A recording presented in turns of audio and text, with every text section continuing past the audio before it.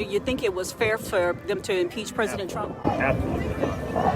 I think they don't want him. Well, basically, they don't want him to run again, and I think he's got a lot of dirt on him, and they're trying to cover up. And I mean, like I told my mom the other day, and she agreed.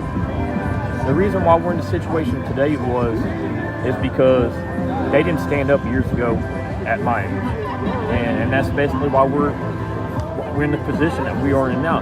They would always complain, on the, when the TV was on, but they would never take a stand and do anything. When you say complain, take a stand, can you be more can you clarify that statement? Taxes, government issues. I mean, just stuff, everyday stuff like that. Well, I'm African American, yes. And a lot of people who look like me feel as though this is what they call white privilege at its finest. What do you have to say to that term and to that phrase? I'm glad you asked that. No such thing as white privilege. So, if it was white privilege, I would have been born rich. Not born rich. I grew up in a little 2-bedroom house, with my brothers living next to me, and when I say my brothers, they're my friends, but there's no such thing as white privilege. I worked my tail off to get to where I'm at. I used to be an iron worker. I built cranes for a living.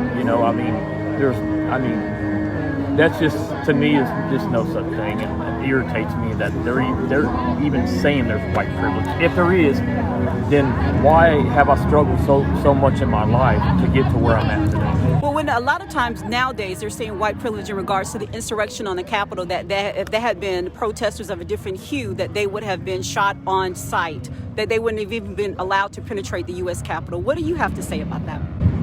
I don't agree with that.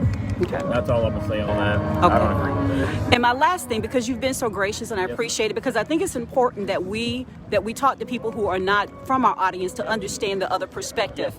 And my next question to you is, what do you have to say to those, what the media is calling white extremists who are planning to do an attack on the U.S.? I said, what do you have to say to those who are planning an actual physical violent attack on the U.S. Capitol and states throughout the country? They need to stand down. That's not who we represent, and we don't want them representing us like that. We're not going to support that. We're not going to stand. We're not going to have their back if they do stuff like this. It's not going to happen. What do you have to say to those people who are black and brown and of a different hue who are fearful now that there might be some sort of racial divide, a racial war, racial riots throughout the country? That's a tough one to touch base on, because I'm not black and I'm not Hispanic, and I don't want to speak for them. You know what I mean? It's not my cup of tea. But at the same time, I want us to be able to talk and figure it out, and discuss their side, so we can discuss my side, and then unite. That's what it's basically about.